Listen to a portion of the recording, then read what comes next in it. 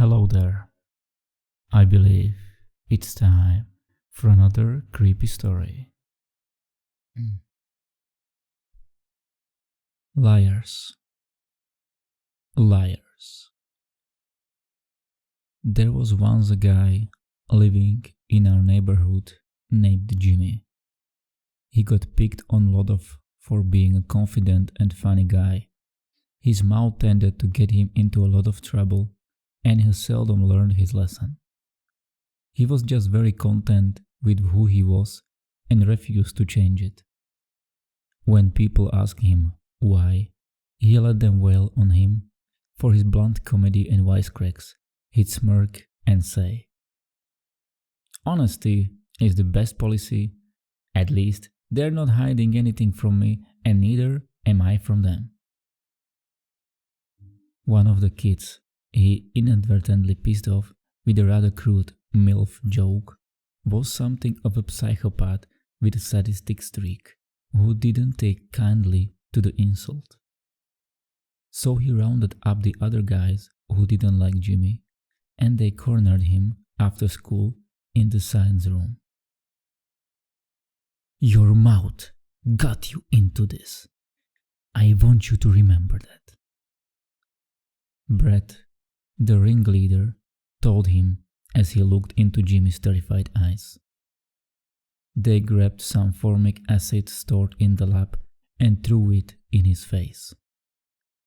They stood around, watching him scream in agony as it ate through his flesh before sniggering and running out, pretending to be concerned and wanting help for him.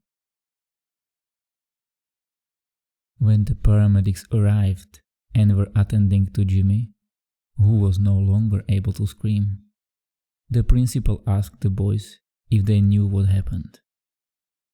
Their leader, Brett, explained they were walking past when they saw Jimmy skulking around the lab room. By the time they got in there, he was already in that state.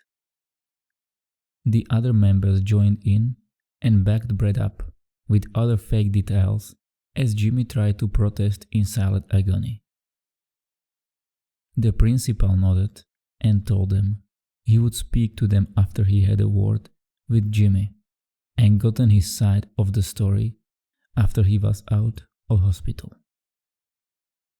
A few days passed and Jimmy was kept in ICU with bandages on his face, the doctor salvaging what little they could of his face, his vision still intact in one eye and his jaw withstanding despite the loss of flesh. He was still unable to speak and refused to respond to anyone. He just sat there, eyes unblinking and staring at the ceiling, bloodshot and filled with animosity.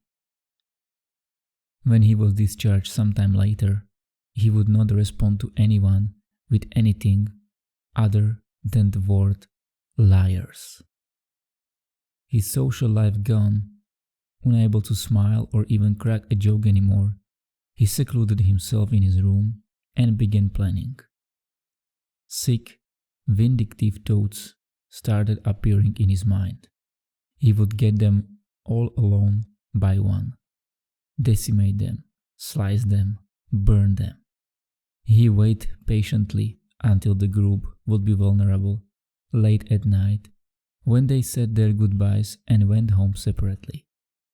That's when he would strike. That weekend, Brett received a package in the mail. Curiously, he opened it to find a VHS tape with the words "For You" etched crudely on the front. He put it in and played it. It was a crudely recorded home video by an unknown cameraman who didn't speak at all for the duration of the film. It began with the camera pointing at the date on a newspaper. It was yesterday. As he zoomed out, you could see it was in a basement, a single flickering light bulb hanging above and casting an uncomfortable scene. By the time He would completely zoomed out. It was apparent that this was no normal video. In front of the cameraman and on his hands, knees, was one of Brett's friends. He was naked, a dirty blindfold around his face and a crude gag in his mouth. He was covered in blood, horrific burns, lacerations and wounds. One particularly large one on his back stood out that almost looked like a word. The cameraman with gloved hands took the gag out of the crying boy's mouth and immediately he begged to go home. Please let me go, man. I did what you wanted. Oh God. Jesse, Mike, Kate, you made me fucking butcher them. I just wanna go home and please, I'm sorry guys, I'm so sorry. He just kept repeating it over and over, rocking back and forth as he did so. Brett's legs began to shake and he felt the bile rise in his stomach. He could see the burned, mangled bodies in the background, the bodies of his friends.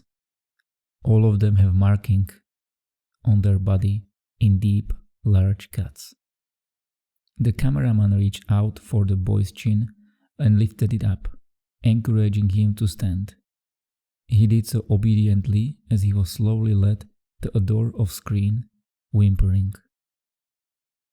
Brett can see what's being cut into his friend's back now. It's the word liar. The camera cuts out temporarily. When it restarts again, they are no longer inside. They are instead out in the cold snow on the outskirts of the woods, and it doesn't appear to be the original man holding the camera anymore. It's Brett's friend. He's whimpering and shivering as he holds the camera in one place for 30 seconds, pointing at some trees in the distance, hearing footsteps draw even nearer. Where are you, man? You said I could go, man. You said I could go. The boy is screaming and crying, frightened out of his mind, as the sound of crunching snow draws nearer from seemingly every angle. Suddenly, it stops. He turns around to see the mangled face of Jimmy. A horrifying howl blares through the speakers and the word LIARS appears before the tape abruptly stops. Brett feels faint and darts to lock the front door, knowing what was coming. As he turns to run for it, he immediately hits something and falls backwards. The last thing he ever heard was LIARS, as acid runs down his face and begins to slowly eat away at his flesh. The last thing he ever sees is Jimmy's face, contorting into a sick, twisted smile. Did you enjoy this one? If yes, you can leave a like or you can subscribe. Or you can just watch more videos. Good night.